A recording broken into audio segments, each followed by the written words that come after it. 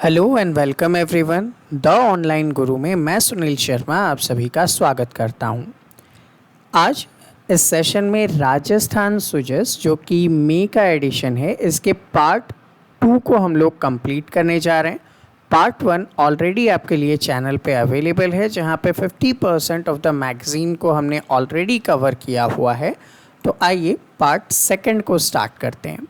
अब जैसा मैंने आप लोगों को पहले भी बता दिया था कि भाई टोटल 59 पेजेस हैं, अराउंड 30 पेज हम लोग कंप्लीट कर चुके हैं। तो अब 31 से स्टार्ट करेंगे। तो देखिए, पेज नंबर 31 से जब स्टार्ट करते हैं तो हमारे पास इंफॉर्मेशन है इसरदा बांध परियोजना से रिलेटेड। तो देखिए, ये जो इसरदा बांध है ये बनास नदी के आसपास में है।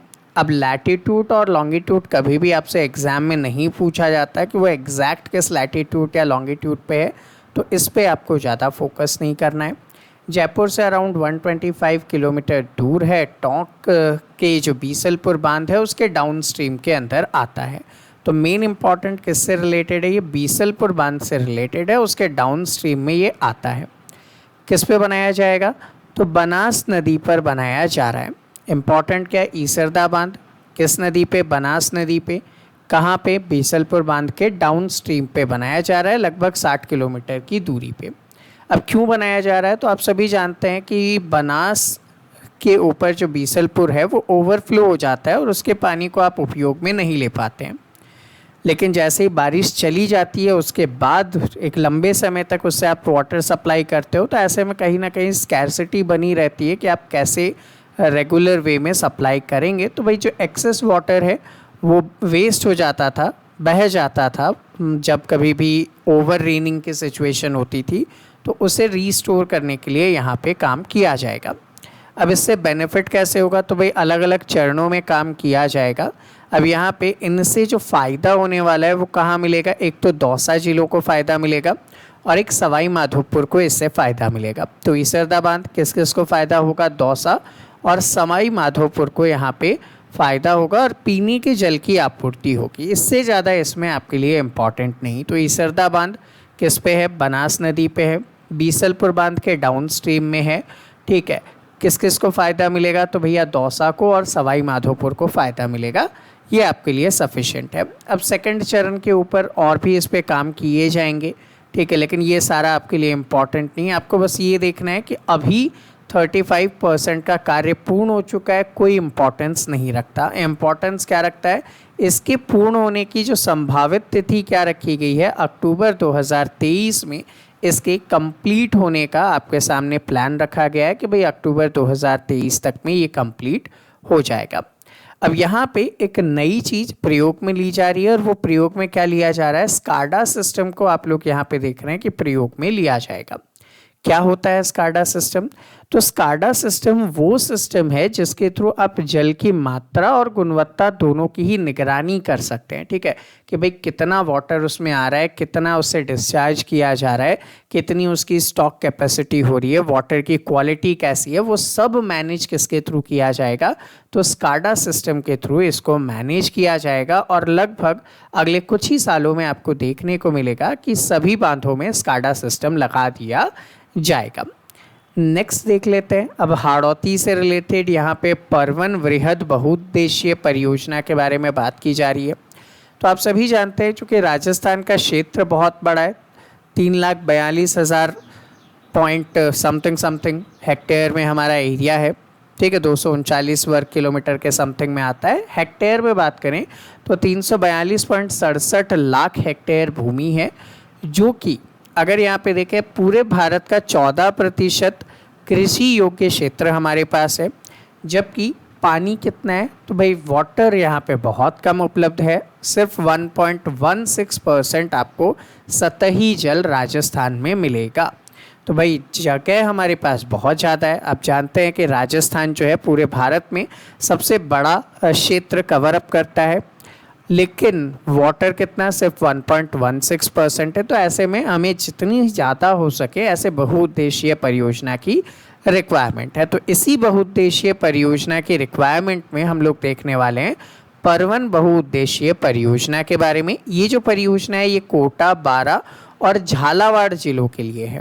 तो परवन बहुउद्देशीय परियोजना कोटा, बारा और झालावाड़ में है। इसके थ्रू अब देखो, जब कभी भी नाम आता है बहुउद्देशीय तो इसका मतलब होता है उसमें आप सिर्फ सिंचाई नहीं करोगे, सिर्फ ड्रिंकिंग वाटर फैसिलिटी नहीं दोगे, आप वहाँ पे इलेक्ट्रिसिटी भी बनाओगे। तो जब एक से ज़्यादा उपयोगों के लिए उसे काम में लेते हैं तो वो क्या हो जाएगा, बहुउद्देशीय परियोजना हो जाएगा। तो इससे क्या होने वाला है, इन 3 जेलों के अंदर कौन कौन से, परवन से याद रखेंगे कोटा, बारा, झालावाड़, यहाँ पे पेयजल आपूर्ति होगी, सिंचाई होगी, विद्युत होगा और वन्य जीवों को इससे लाभ उपलब्ध करवाया जाएगा। तो परवन आपके लिए बस इतना सही इम्पॉर्टेंट है, इससे ज़्यादा आपको यहाँ पे नहीं देखना है। देन छोटे छोटे से इश्यूज़ है लाइक कहाँ पे रोज़ा इफ्तार हुआ वगैरह वगैरह, उस पर कभी भी क्वेश्चंस नहीं बनते। आते हैं माउंट आबू के ऊपर। तो देखिए माउंट आबू में यहाँ पे बहुत सारे फैक्ट मिल रहे हैं। जैसे कि आप जानते हैं यहाँ पे नक्की झील है जो इम्पॉर्टेंट है, और बहुत सारी लोक कथा है यहाँ पे। लोक कथा में आपने ये भी सुना होगा कई बार कि नाखूनों से इसको खोद दिया गया था और इसको बनाया गया था। तो ऐसी ही लोक कथा जो है जयशंकर प्रसाद जी ने अपनी एक बुक बालम रसिया के अंदर यहाँ पे एक लघु कहानी लिखी है जो इस झील के निर्माण से रिलेटेड है। झील इम्पॉर्टेंट है, यहाँ पे महात्मा गांधी जी की अस्थियाँ भी प्रवाहित की गई थी। ठीक है, इसी के साथ साथ इम्पॉर्टेंट क्या होता है कि यहाँ पे प्राचीन रघुनाथ मंदिर है, यहाँ पे मूर्तियाँ वगैरह है, ये वो इतनी चीज़ें इतनी इम्पॉर्टेंट नहीं है। इम्पॉर्टेंट क्या है, जो क्वेश्चन बनाएगा वो इम्पॉर्टेंट है कि जो गरासिया जनजाति होते हैं वो नक्की झील में क्या करते हैं, अपन पवित्र मानते हैं और साल में एक बार जो मेला लगता है गरासिया जनजाति का, उसमें अपने पूर्वजों की अस्थियां यहाँ प्रवाहित करने के लिए आते हैं। मोस्ट इम्पॉर्टेंट है, गरासिया जनजाति अस्थियां कहाँ प्रवाहित करते हैं, तो माउंट आबू में नक्की झील में अस्थियों को प्रवाहित करते हैं। इस पे एक क्वेश्चन जरूर बन सकता है। नेक्स्ट थिंग बहुत सारी चीज़ों के लिए इम्पॉर्टेंट है, तो ऊपरी कोदरा बांध है जहाँ से इसमें 2400 घंटे वाटर सप्लाई होती है, यहाँ पे हमेशा पानी भरा रहता है। और अगर आप लोग कभी गए होंगे माउंट आबू तो आपने देखा होगा गुरुत्वाकर्षण बल का उपयोग करते हुए यहाँ पे वाटर स्टॉकिंग की जाती है और उसी से यहाँ पे ड्रिंकिंग वाटर फैसिलिटेशन भी किया जाता है। अब राजस्थान, जो कि जल की बहुत बड़ी समस्या है यहाँ पे, इसलिए कई बार एक स्टेटमेंट भी कहा जाता है कि घी ढुलिया माने कोनी जासी मारो की नहीं जासी। मतलब अगर घी बर्बाद हो जाता है या गिर जाता है तो हमारा कोई फ़र्क नहीं पड़ता, लेकिन पानी ढुलिया मारो जीव बढ़े, मतलब अगर पानी वेस्ट होता है तो हम लोगों को बहुत बुरा लगता है। ठीक है, तो इसी से आप समझ सकते हैं कि राजस्थान में जल संरक्षण के लिए कितना इम्पोर्टेंस है। और यहाँ पे जल संरक्षण के विभिन्न मेथड आपको दिखाए गए हैं, जैसे कि खडीन। खडीन क्या होता है, मिट्टी का बना हुआ एक बांधनुमा स्ट्रक्चर होता है जिसमें क्या करते हैं, 2 साइड मिट्टी होती है और एक साइड ईंट की दीवार यहाँ पे बना दी जाती है और उससे पानी इकट्ठा होता है और ऐसे ज़मीनों पे पानी बिखर जाता है जिससे आप बाद में खेती कर पाते हैं। नेक्स्ट अगर यहाँ पे देखेंगे तो खडीन जो है वहाँ पे, ठीक है, रोकने वाले जिस स्थान पे पानी को एकत्रित करते हैं उसे क्या कहते हैं, खडीन कहते हैं। और रोकने वाला जो बांध है उसे क्या कहेंगे, खडीन बांध कहा जाता है। अगला प्रकार क्या है, नाडी है। नाडी क्या होता है, एक प्रकार का पॉन्ड या फिर पोखर कहा जा सकता है। अब ये जो पोखर है सर्वप्रथम पक्की नाडी का निर्माण हुआ था 1520 में, जोधा जी ने, राव जोधा जी ने जोधपुर में बनाया था और इसका एग्जाम्पल हम लोगों के सामने आप देख पा रहे हैं। इसके बाद इसमें जल संरक्षण किया जाता है और जिस क्षेत्र पे पानी संरक्षित होता है उसे क्या कहते हैं, आगौर कहा जाता है। ठीक है, उस क्षेत्र को क्या कहते हैं, आगौर कहा जाता है। अगला आता है बावड़ी या फिर वापी, दोनों एक ही चीज़ है। बावड़ी को वापी भी कहा जाता है। ये परंपरागत स्रोत है जिनसे जल संरक्षण किया जाता है और हड़प्पा कालीन सभ्यताओं के टाइम पे भी आपको देखने को मिलता है। ऐसे स्टेप वेल बनाए जाते हैं जिनमें आप नीचे नीचे उतरकर जल को ले सकते हैं। नेक्स्ट आपके सामने आता है झालरा। अब झालरा कोई जल स्रोत नहीं है, कई बार आपने आरएएस और एसआई के क्वेश्चन पेपर में देखा है निम्न में से जल संरक्षण का माध्यम नहीं है, तो झालरा वहाँ पे ऑप्शन में आपको मिलता है। झालरा कोई जल स्रोत नहीं होता है। यहाँ क्या करते हैं, कोई ऊंचाई वाली ज़मीन पे जहाँ कोई तालाब वगैरह है तो नीचे वाला एरिया जो है ना वहाँ पे पानी अपने आप रिस रिस कर जमा हो जाता है। तो ऐसे क्षेत्र को कहा जाता है झालरा, और झालरा कोई धार्मिक रीति रिवाज एट्सेट्रा से रिलेटेड यहाँ पे काम किए जाते हैं। नेक्स्ट थिंग अगर देखा जाए तालाब और बेरी से रिलेटेड, तो तालाबों की तलहटी के पास जो कुआं बनाया जाता है उसको क्या बोलते हैं, बेरी कहते हैं। तो तालाब है, अब तालाब जिस जगह पे बनाया उसी के आसपास में आपने क्या कर दिया, कुआं बना दिया, तो उसी कुएं को क्या कहेंगे, बेरी कहेंगे। तो इसमें क्या होगा, तालाब का जो पानी है वो छनकर आपको उपलब्ध हो जाएगा। झील आप सभी जानते हैं, राजस्थान में बहुत सारी झील है। उदयपुर को झीलों की नगरी भी कहते हो आप लोग। यहाँ पे जयसमंद, उदय सागर, फतेह सागर, राजसमंद, पिछौरा, ऐसे बहुत सारी झील उपलब्ध है। नेक्स्ट जो स्रोत है दैट इज़ टोबा। टोबा क्या होता है, नाडी की तरह ही दिखने में होता है। इसका आगोर जो है नाडी से अधिक गहरा होता है, मतलब नीचे का क्षेत्र जो होता है ना वो थोड़ा सा गहरा होता है, और थार के रेगिस्तान में इसको बहुत इम्पॉर्टेंटली यूज़ किया जाता है। अगला प्रकार है कुंड, कुंडी या टाँका। ये एक ऐसा प्रकार है जहाँ पे भूमिगत सरोवर बना के हम लोग क्या करते हैं, वर्षा के जल को एकत्रित करते हैं, और इन कुंडों के अंदर वर्षा जल को एकत्रित किया जाता है। जैसे यहाँ से पानी बहता हुआ आ रहा है तो यहाँ पे जो कीचड़ और पत्थर वगैरह है वो रुक जाएंगे और जल इसके अंदर चला जाएगा। बाद में आप इसको निकाल कर काम में ले सकते हैं। तो ऐसे बहुत सारे जल के स्रोत उपलब्ध किए जाते हैं। अब थोड़ा सा करंट के ऊपर आ जाता है। जैसे आप सभी जानते हैं कि पाली शहर के लोगों को पेयजल की बहुत किल्लत हो जाती है गर्मियों के सीज़न में। इसके लिए क्या किया गया, एक विशेष ट्रेन चलाई गई, और ये जो ट्रेन है इसे नाम दिया गया वाटर ट्रेन। कहाँ से चलाई गई, जोधपुर से चलाई गई। ये 50-50 हज़ार लीटर की क्षमता वाले 40 टैंकरों का एक ट्रेन होता है, जिसके थ्रू लगभग 20 लाख लीटर पानी जो है वो जोधपुर से रवाना होता है और पाली पहुंचता है। और दिन में कितने, 3 फेरे करता है, मतलब 3 ट्रेनें दिन में ऐसी चलती है, जिससे आप समझ सकते हैं कितनी लार्ज क्वांटिटी में जोधपुर क्या करता है, पानी उपलब्ध करवा रहा है। किसको उपलब्ध करवा रहा है, तो पाली को उपलब्ध करवा रहा है। अब ये जो जल है वो आता कहाँ से है, तो भैया जोधपुर में तख्त सागर से ये जल लिया जाता है और वहाँ से इसका ट्रीटमेंट करके इसको उपलब्ध करवाया जाता है। और जब तक जवाई बांध में वापस से वाटर लेवल नहीं आ जाए तब तक के लिए ये कार्यरत करता रहेगा। ठीक है, ये इम्पॉर्टेंटली याद रखेंगे। अब इसके लिए क्या किया गया, पाली शहर में वाटर ट्रेन के संचालन के लिए जोधपुर में रेल टैंकरों में जल भरने के लिए तख्त सागर, ठीक है, और न्यू पावर हाउस डिस्कॉम की स्थापना की गई है। ठीक है, तख्त सागर एवं न्यू पावर हाउस डिस्कॉम में पंप की स्थापना की गई है, जिससे पंपिंग के थ्रू आप ट्रेनों में पानी भरते हैं। उसके बाद निकालने के बाद जो जल होता है उसको वापस से आप फिल्टर करते हैं और ट्यूबवेल वगैरह की मदद से उसको आगे पहुंचाते हैं। ठीक है, तो ये ट्रेन वर्क करेगी और लगभग एक ट्रेन के चक्कर में 4,05,972 रुपये का खर्च इंडियन रेलवे को चुकाना पड़ता है, और गवर्नमेंट ने उसके लिए अग्रिम राशि भी जमा करवा दी है। नेक्स्ट आता है गढ़ सीसर, तो जैसलमेर के अंदर है, जल प्रबंधन से रिलेटेड है। महारावल गढ़सी ने 1391 जो विक्रम संवत है उसमें इसको स्टार्ट किया था। सन 1335 कहा जा सकता है इसका निर्माण स्टार्ट किया गया था, और ये भी जल संरक्षण का अपने आप में एक बड़ा उदाहरण देखने को मिलता है। उसके बाद आ जाता है पोखरण, और पोखरण आप सभी जानते हैं इम्पॉर्टेंट है। क्या हुआ था, 18 मई 1974 के दिन, संयोग से उस दिन क्या था, बुद्ध पूर्णिमा भी था। इस दिन इंडिया ने अपना परमाणु का प्रथम एक्सपेरिमेंट करके दिखाया और ये बताया कि हम इस कैपेसिटी में भी केपेबल हैं। ऐसा करने वाला हम छठे देश थे। ठीक है, छठा शक्तिशाली देश बन चुके थे, और बुद्ध पूर्णिमा होने की वजह से इसका कोड नेम क्या रखा गया था, स्माइलिंग बुद्धा रखा गया था। ठीक है, तो ये काम किया गया था। उसके बाद भारत पे कई प्रकार के प्रतिबंध वगैरह भी लगाए गए थे, वो सारी चीज़ें आपने देखी। इसके लिए जो वर्क किया था वो किसने किया था, बार्क ने किया था, भाभा एटॉमिक रिसर्च सेंटर। और उस टाइम पे उसके निदेशक कौन थे, तो डॉक्टर राजा रमन्ना इसके निदेशक थे, और लगभग 75 वैज्ञानिकों की टीम थी। उनमें एक वैज्ञानिक डॉक्टर APJ अब्दुल कलाम भी थे, जिन्हें आप सभी मिसाइल मैन ऑफ इंडिया के रूप में जानते हैं।